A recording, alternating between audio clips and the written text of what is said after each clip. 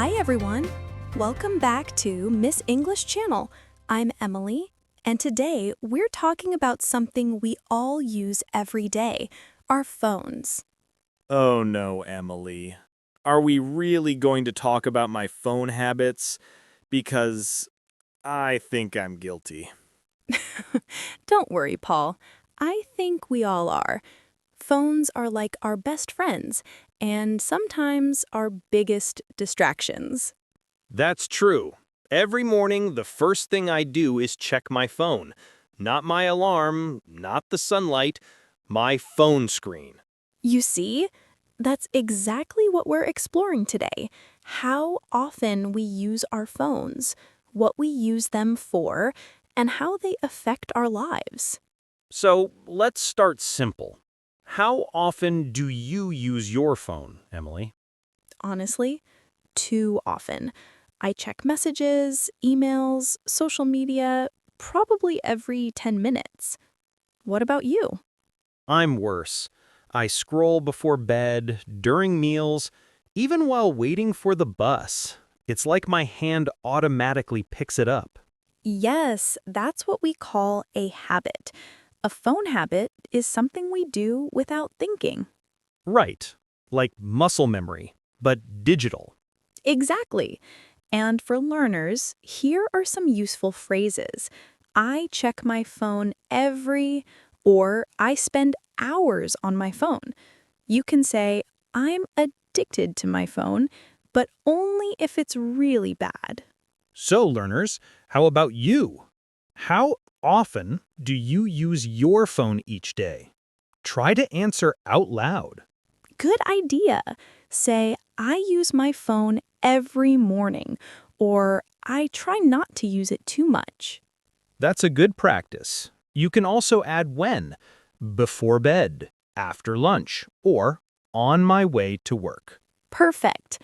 Now let's move to what we actually use our phones for. Oh, that's a long list. I use mine for messages, photos, YouTube, music, maps, and sometimes online shopping. Same here. My favorite apps are for reading and listening to podcasts. Nice. So let's teach our listeners some phrases to talk about phone use. For example, I use my phone to check the weather, or I use my phone for studying English. Exactly. Let's break that down. We say to plus verb or for plus noun. I use my phone to call my family. I use my phone for video calls. Simple and clear. Learners, repeat after us. I use my phone to learn English. Great job. Now, I use my phone for taking photos. Awesome. Let's talk about apps. Emily, what's your most used app? Probably WhatsApp. I use it to chat with friends. And you? YouTube. I watch English videos and sometimes cat videos. That's balance. You learn and relax at the same time. Exactly. But sometimes I feel I use it too much, you know? That's our next topic, phone balance. Do you think you use your phone too much? I think yes. My eyes feel tired, my neck hurts, and I forget time when scrolling. That's so common. Many people say, I waste too much time on my phone. Here's another useful phrase. I can't stop checking my phone. Oh, yes, that's me. Sometimes I open my phone just to check one message, and suddenly, 30 minutes are gone. We've all been there. Phones give us connection, but they also take away attention. That's deep, Emily. Connection or distraction depends on how we use it. Exactly. That's why balance matters. In English, we say, I'm trying to find balance. For example, I'm trying to balance my phone use and real life. Good one. Learners, Repeat. I'm trying to use my phone less. Perfect. You can also say, I'm trying to take a break from my phone. That's powerful. Emily, do you ever take a phone break? Yes, sometimes I turn off my phone for an hour in the evening. I read or listen to soft music instead. That sounds peaceful. I once tried to have a no phone Sunday. It lasted 2 hours. That's still progress. Baby steps. So, if someone says, I'm taking a digital detox, what does that mean? Good question. Digital detox means spending time away from screens, phones, computers, tablets, to relax your mind. Nice. Listeners, can you say it? I'm doing a digital detox this weekend. Great! Now, let's move to how our phones affect our lives. Paul, do you think your phone helps or hurts you more? Both. It helps me learn and stay connected, but sometimes it makes me forget to live in the moment. I feel the same. Sometimes when I walk outside, I realize I've been looking down at my phone instead of the sky. Yes, it's like we're together but apart. Everyone's online, but fewer people are really talking. Exactly. That's why small changes matter. For example, try putting your phone away during meals or conversations. That's a great tip. When you eat, just eat. When you talk, really listen. Yes, it's about being present. Vocabulary spotlight time. To be present means to focus on what's happening now, not your screen. One synonym is mindful. For example, I'm trying to be more mindful at dinner. Perfect. Learners, can you say, I'm learning to be present? Nice. So, Emily, what's your favorite phone-free moment? Probably walking in the park in the morning. The air is fresh, birds are singing, and I feel calm without notifications. That's beautiful. For me, it's when I'm cooking. If I check my phone, I burn the food. So cooking time equals no phone time. That's a healthy rule. Yeah. And learners, think about your phone-free moment. Maybe during breakfast or before bed. Right. It doesn't have to be long. Even 10 minutes without your phone can refresh your mind. That's true. It's like giving your brain a mini vacation. Exactly. And when you come back, you feel lighter, more focused. Emily, I think we should teach a few ways to express feelings about phone use. Great idea. You can say, my phone makes me feel connected, or sometimes my phone makes me feel stressed. Also, I feel anxious when I don't have my phone, or I feel relaxed when I turn it off. Yes, phones can give both comfort and stress. The key is awareness, knowing when to stop. That's a great life lesson, too, not just for phones. Absolutely. So, before we end today's first part, let's do a mini practice. Repeat after me. I use my phone to learn English. I use my phone too much sometimes. I'm trying to find balance. I feel peaceful when I take a break from my phone. Beautiful. Every phrase you learned today helps you express real feelings in real life. And maybe it'll make you think about your own habits, just like we did today. Exactly. One sentence a day, one habit at a time. That's how growth begins. I love that. So, should we continue talking about phone-free peace next? Yes, let's go deeper into finding peace without your phone. Let's continue where we left off. talking about peaceful moments without our phones. I love that topic. Honestly, I think the most peaceful time I've had lately was when my battery died. You mean you finally relaxed because your phone forced you to? Exactly. No messages, no pings, no stress. Just silence. That's funny, but true. Sometimes peace starts when the screen goes dark. Yeah. When I walk outside without my phone, I notice things again.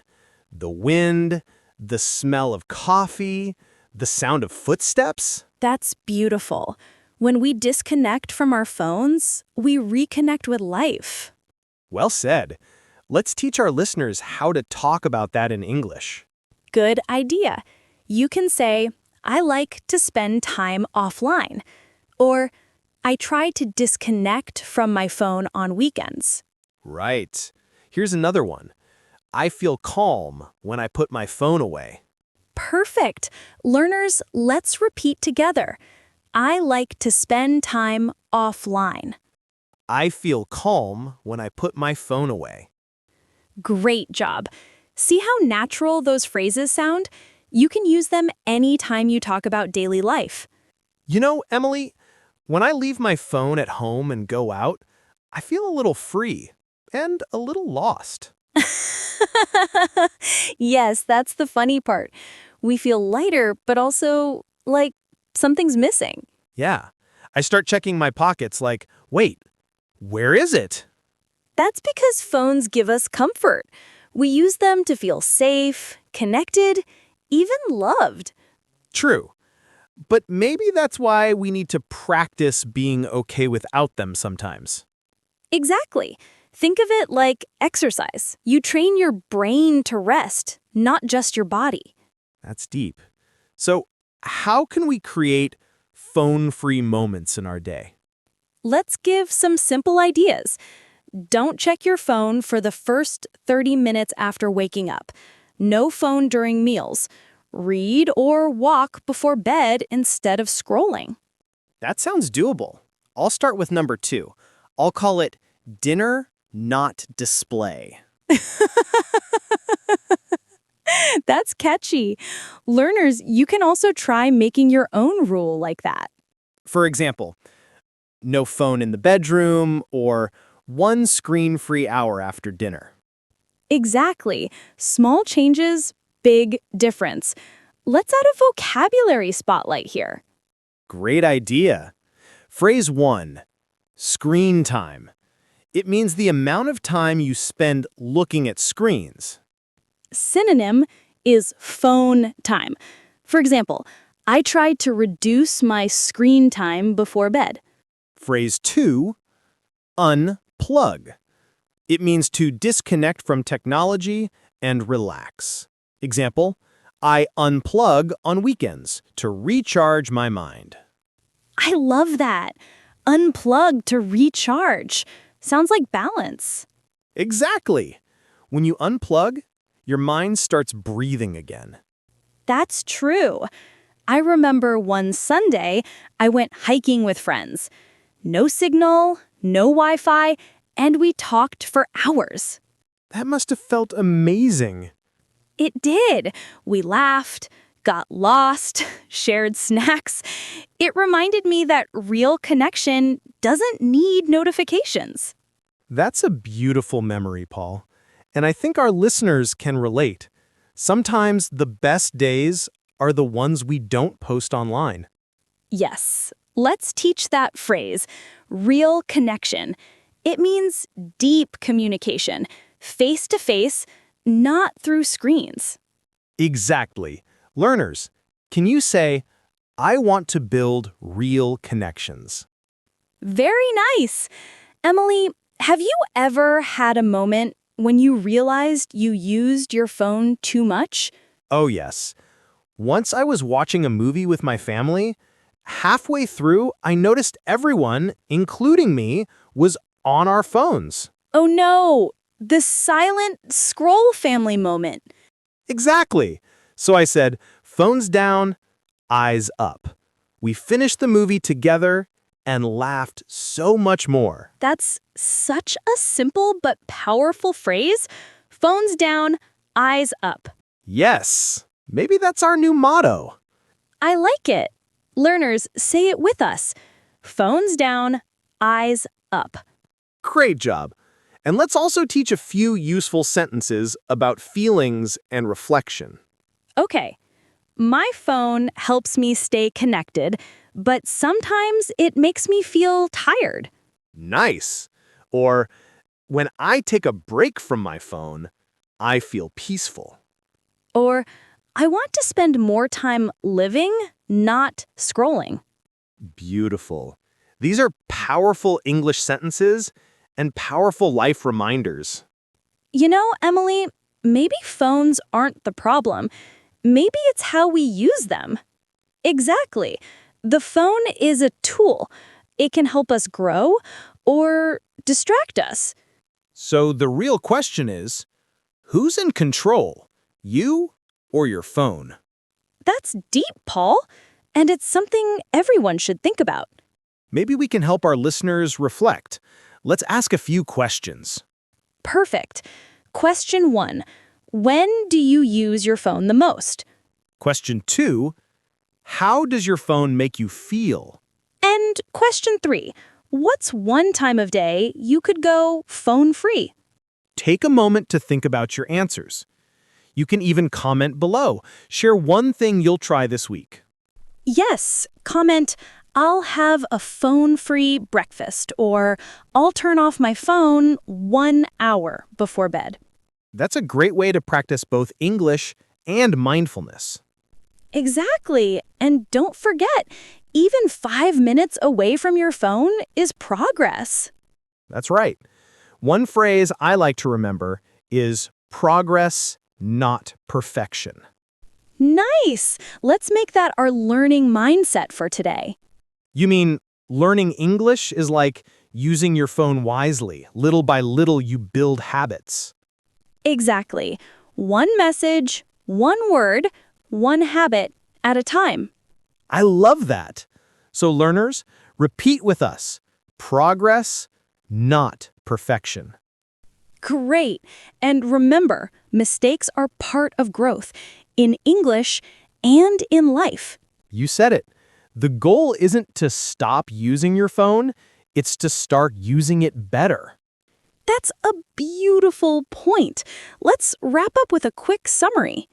We talked about our daily phone habits, balance, and how to find peace without screens.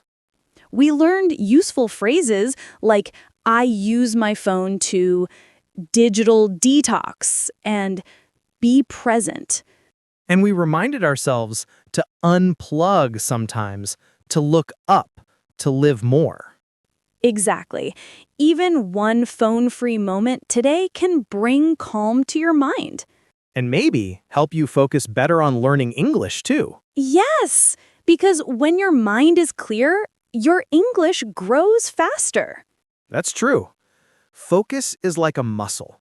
You train it every day by choosing attention over distraction. I love that. So everyone, take a deep breath, smile, and give yourself a break from the screen after this video.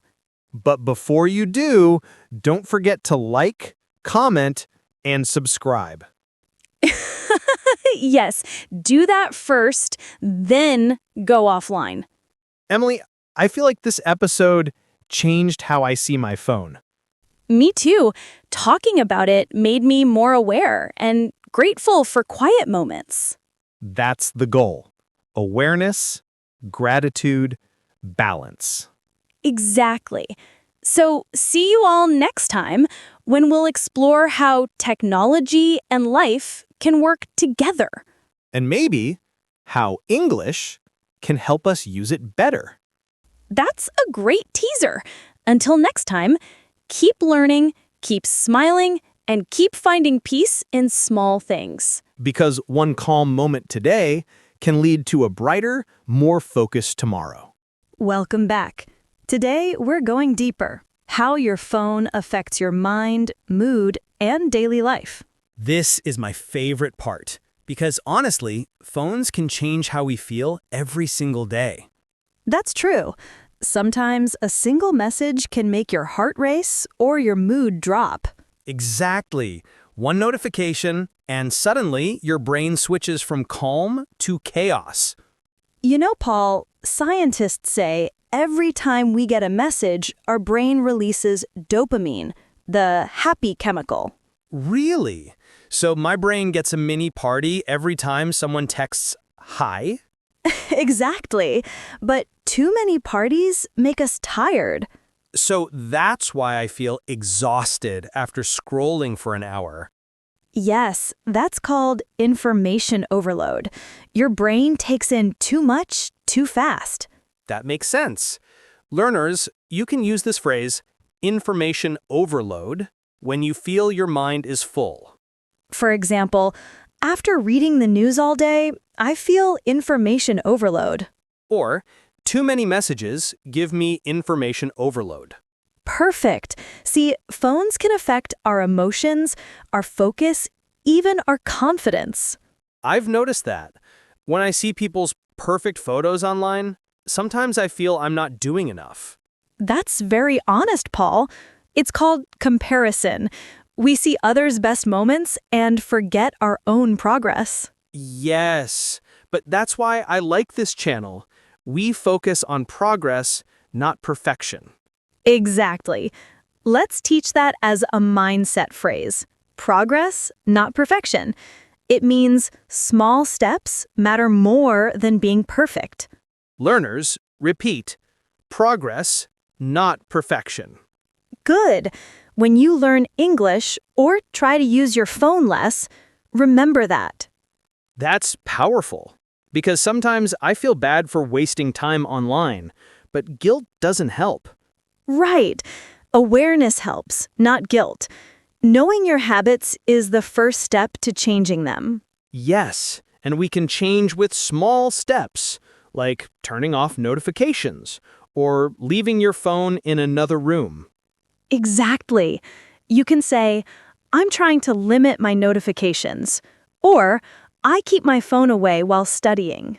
Let's practice. Learners, repeat. I keep my phone away while I study. Nice. And you can also say, I use focus mode when I work.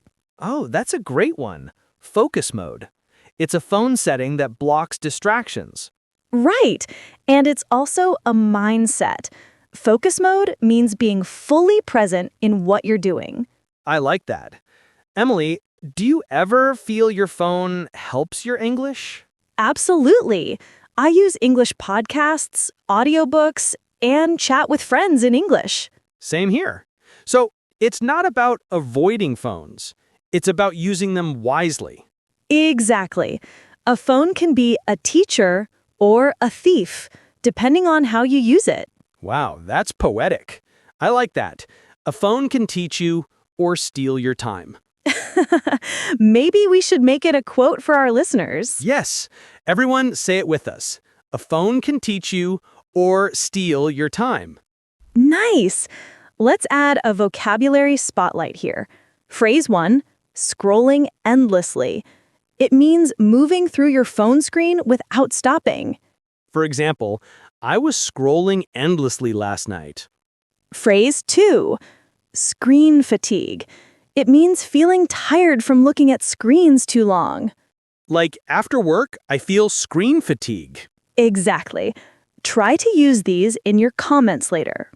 Emily, I once tried something. I called it the 5-minute rule. Oh, what's that? Before I open my phone, I ask myself, will this make my life better in 5 minutes? Wow, that's clever.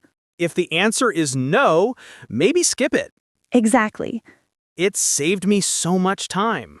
Learners, that's a great idea. You can use it for study too. Ask, will this help me in 5 minutes? It helps build intention, the habit of choosing with purpose. Yes, and that's a great English phrase, with purpose. It means doing something with clear reason. For example, I want to use my phone with purpose. Perfect. You can also say, I learn English with purpose. That's a strong phrase. It gives motivation and direction. You know, Paul, when I started learning languages, I used to record myself speaking. Really? Did it help? Yes, it felt strange at first, but over time, I became more confident hearing my own voice. That's a great idea.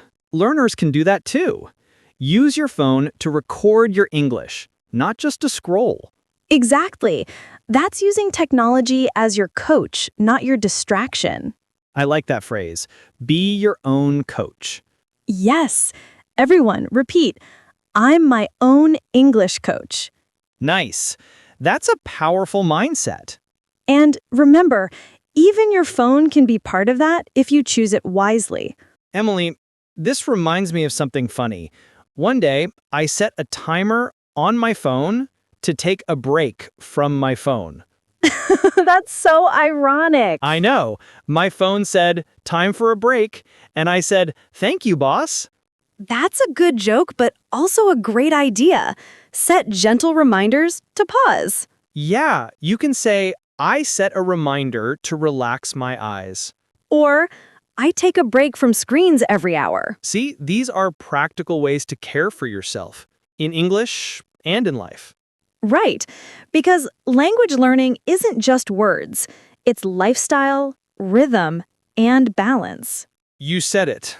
Balance is the bridge between technology and peace. Beautifully said, Paul. Let's share one last reflection question before we close today's page. Sure. How does your phone change your mood during the day? That's deep. Think about it, learners. When you check your phone, do you feel calm, excited, or anxious? There's no right answer. Just notice your feelings. That's the first step to control. Yes, awareness gives you power, and expressing it in English gives you clarity. That's true. The more we talk about it, the more we understand ourselves. Exactly. So today, we're not just learning English, we're learning mindfulness. I like that. Mindfulness in English. That could be our next episode title. Maybe, but for now, remember this. When your mind rests, your words grow. That's beautiful, Emily. I think I'll write that on my phone wallpaper. That's a good use of your phone. Yes, see, we can use it to remind ourselves of peace, not pressure. Exactly. So, learners, take a breath, look away from your screen, and just feel this moment. You're doing great. Every word you learn, every small change you make matters. That's right, because small steps lead to strong habits, and strong habits lead to freedom. Freedom to focus, freedom to connect, freedom to live. Yes, and that's what learning English and using your phone wisely is really about. Beautiful ending, Emily. But I think we still have one last part to go, right? Yes, our final part, practical English expressions, real-life challenges, and an emotional closing message for our learners. Welcome back, dear listeners. We've talked about habits, balance, and awareness. Now, let's bring everything together. How to grow from it all. Yes, because learning to manage your phone is just like learning English. You start small, stay aware, and practice every day. Exactly. It's not about control. It's about choice. You choose how you use your time, your phone, and your focus. I love that. You know, sometimes I set small goals like no phone before 9 a.m. or 10 minutes of English listening instead of scrolling. That's perfect. Listeners, you can do that too. Replace one habit with a better one. It's called habit swapping. That's a cool phrase, habit swapping. So instead of checking Instagram, you listen to an English podcast. Exactly. Or you write a short English note instead of scrolling comments. That's smart. Learners, try saying, I'm swapping my phone time for study time. Good. Another one. I'm turning distraction into learning. That sounds powerful. Emily, I feel like my phone can now become my teacher, not my boss. I love that, Paul. Yes, let your phone teach, not control. Let's give our listeners a few more useful expressions they can practice today. Good idea. Here are some. I'm addicted to my phone. Means you can't stop using it. I'm cutting down on screen time. Means you're reducing it. I'm trying to live in the moment. Means you want to be present. Let's repeat them together. I'm addicted to my phone. I'm cutting down on screen time. I'm trying to live in the moment. Beautiful. And remember, even saying these sentences out loud trains your brain to think in English. Exactly. Every time you talk about your habits, you're practicing real-life English. And you're also reflecting, becoming more mindful and confident. That's true. When I started noticing my phone habits, I began noticing my thought habits too. That's deep, Paul. Awareness grows in all directions once you start. Yes, and I realized when I learn English mindfully, I remember better and feel calmer. Exactly. That's why peaceful learning works. You don't fight your mind, you guide it gently. You know, Emily, this reminds me of something my grandmother used to say. Silence teaches you what noise hides. Wow, that's beautiful. Silence helps us hear our thoughts and maybe even new words. True. Maybe English words are hiding behind too many notifications. Yes, we just need to give them space to appear. So, what are some phone-free English habits our listeners can try? Let's list a few. Speak one English sentence every morning before touching your phone. Read one English quote during breakfast. Listen to English music while walking. Write one English note by hand before bed. I love that list. Simple, calm, and easy to start. Exactly. English doesn't need to be loud or stressful. It can be peaceful and joyful. You know, when I do that, I start my day differently. It feels more meaningful. Yes, that's what mindful English learning means. Learning with intention, not pressure. Let's teach that phrase. Learn with intention. It means to learn with purpose and focus. Example, I learn English with intention, not just for tests. That's a great sentence. Learners, can you repeat it? I learn English with intention. Perfect. Now let's talk about reflection, how to talk about your feelings in English. Okay. For example, I feel calmer when I spend less time on my phone. Or, my phone helps me connect, but sometimes I need space. Another one, I'm learning to enjoy quiet moments. Those are so good. Expressing emotions helps you grow in English and in life. Exactly. Because real fluency isn't just grammar, it's honesty. Well said, Paul. You can't speak naturally until you speak truthfully. Yes. That's why I love this podcast. It's not just words, it's feelings, life, and connection. And that's what learning English should be. Not perfect sentences, but real communication. I agree. Let's give our listeners one more vocabulary spotlight before we close. Good idea.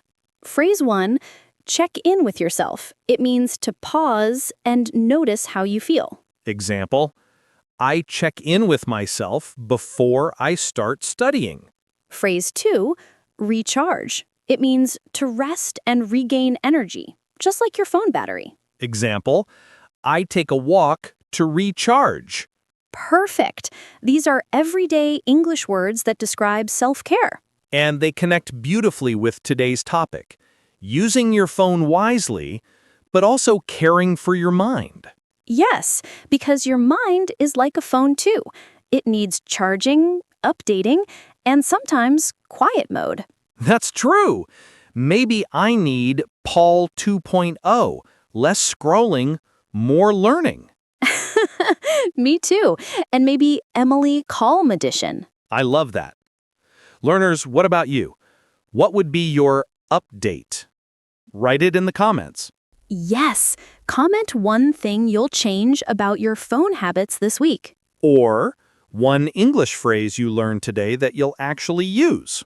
For example, I'll take a digital detox every Sunday. Or I'll use my phone for learning English. That's great. Share it and you'll remember it better. Exactly. Speaking or writing your goals helps your brain believe them. That's the secret. Your brain learns what you say often. Yes. So let's say this one together. My phone is my tool, not my master. Again, my phone is my tool, not my master. Beautiful. That's not just English, it's wisdom. You know, Emily, I think I'll start keeping my phone away during dinner tonight. That's wonderful. And maybe you'll enjoy the food too. Definitely. Real taste, real talk, no screens needed. Exactly. That's the beauty of balance. Before we finish, let's remind everyone of our key phrases from this episode. Sure. I use my phone to I'm trying to find balance, digital detox, be present, progress, not perfection, unplug to recharge. My phone is my tool, not my master. That's a great list. Learners, try to remember at least 2 today. Even one is enough. One phrase today is one step toward confidence tomorrow. I love that line. Let's make it our ending message. So, to everyone listening, don't rush your progress. Don't fear mistakes. Every small step counts. Even a short English phrase, said with courage, can change your confidence. Yes, and even one quiet phone-free moment can bring peace to your heart. So, let's all take a deep breath. Put your phone down. Look around. The world is still beautiful. And your English journey is part of that beauty, growing quietly, word by word. That's a perfect thought to end with. Thank you for spending this time with us on Miss English Channel. Don't forget to like, subscribe, and share this with a friend who's always on their phone. Yes, and tell them, phones down, eyes up. Keep learning, keep smiling, and keep building small habits every day. Because one phrase today is one step closer to your confident tomorrow. See you next time, and maybe hear you offline. Goodbye, everyone. Stay calm, stay kind, and keep learning with love. Goodbye for now.